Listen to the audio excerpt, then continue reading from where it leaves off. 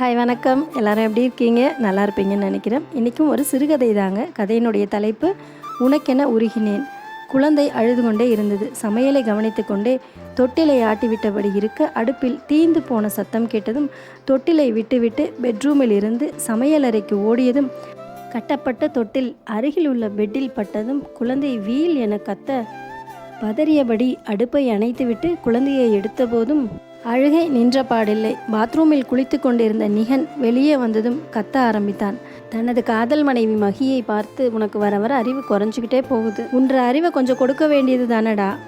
என்ன வாடா போடான்னு தாலி கட்டின புருஷனை மரியாதை இல்லாமல் பேசுகிற? உங்கள் அம்மா உங்கள் அப்பனுக்கு மரியாதை கொடுக்க தெரிஞ்சாதானே நீயும் கொடுப்ப. அழுது கொண்டே இருந்த குழந்தையை மனைவியிடமிருந்து பிடுங்கி தலையில் ஏதாவது அடிபட்டு இருக்குமோ என தடவி பார்த்தான். குழந்தைக்கு 1 வயது தான் ஆகிறது என்றாலும் தன் தந்தையின் தடவலில் அழுகை நின்றதும் மழலை மொழியில் ஏதோ பேசியது. அப்பனும் மகனும் 2 பேரும் என்னை திட்டுங்க, நான் யாரோ ரோட்டில் போகிறவ பெத்து போட்டவ தானே. பெட்டில் கோபமாக அமர்ந்திருந்த மனைவியை அணைத்து ஒரு முத்தம் கொடுத்தான். இதுக்கு ஒன்றும் குறைச்சலே இல்லை. கண்டபடி பேசிட்டு கொஞ்சனா எல்லாம் சரியாயிடுமா என்ன? நானும் காலையில் எழுந்ததுலேருந்து மிஷின் ஆட்டம் வேலை செய்கிறேன். முடியவே மாட்டேங்குது வேலை. குழந்தையும் பார்த்துக்கிட்டு சமையலையும் பார்த்துக்கிட்டு எத்தனை சிரமம் தெரியுமா? இதெல்லாம் பத்தாதுன்னு இட்லிக்கு 2 சட்னி இல்லாமல் சாப்பிட மாட்டாராம் இந்த மாப்பிள்ளை. ஒரு நாளாவது நான் எந்திரிக்கிறதுக்கு முன்னாடி எந்திரிச்சு கூட மாட ஏதாவது சமையலுக்கு உதவி பண்ணியிருப்பியா? உன்னை லவ் பண்ணி கல்யாணம் பண்ணதும் பண்ணிக்கிட்டேன். இப்போ நானே ஒத்தையாக கடந்து உங்ககிட்ட சீரழிஞ்சிட்டு கிடக்கிறேன். பத்தாததுக்கு வீட்டிலேருந்து வேலையும் பார்க்குறேன். அப்படி இல்லைன்னா வீட்டு வாடகை குடும்ப பொறுப்புன்னு உன் சம்பளம் எதுவுமே பத்தாது அப்படின்னு வேற பேசுகிற.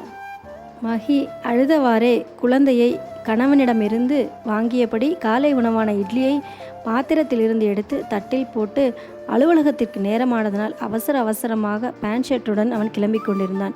கணவனுக்கு இட்லியை ஊட்டிவிட ஆரம்பித்தாள் மகி. நீ கிடைச்சது எனக்கு ஒரு பெரிய அதிர்ஷ்டம் தெரியுமா? ஆமாம், நான் இங்கே படாத பாடு பட்டுட்ருக்கிறேன். உங்களுக்கு அதிர்ஷ்டம் வேறு. நான் எங்கள் வீட்டில் எங்கள் அப்பா சொன்ன மாப்பிள்ளையவே கல்யாணம் பண்ணியிருந்தா குழந்தைய எங்கள் அம்மாவே குளிப்பாட்டி தொட்டிலாட்டி ஆயெல்லாம் தொடச்சி தாங்குன்னு தாங்கியிருப்பாங்க. தங்கறதுக்கு இங்கே பெங்களூரில் சொந்த வீடே ஒன்று வாங்கி கொடுத்துருப்பாங்க. நீங்கள் தான் முக்கியம்னு பெற்றவங்களெல்லாம் ஒதுக்கி வச்சுட்டு உங்கள் பின்னாடி வந்தது எவ்வளோ பெரிய தப்புன்னு இப்போ புரியுது.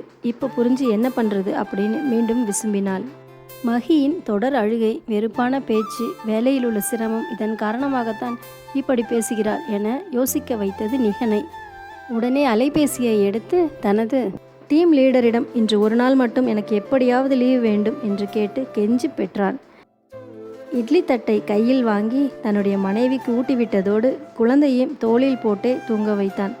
மனம் மாறி மகிழ்ந்தாள். சாரிடா, என்னால் முடியல என்று அணைத்தபோது சற்று முன் அவள் பேசிய டா என்ற மரியாதை குறைவாக தெரிந்த நிலை மாறி தற்போது பேசிய டா காதலை அவள் மீது அதிகரிப்பதை உணர்ந்தான். ஆசிரியர் இந்த கதையை இதோடு முடிக்கிறார். இன்னொரு நல்ல கதையுடன் சந்திப்போம். நன்றி, வணக்கம்.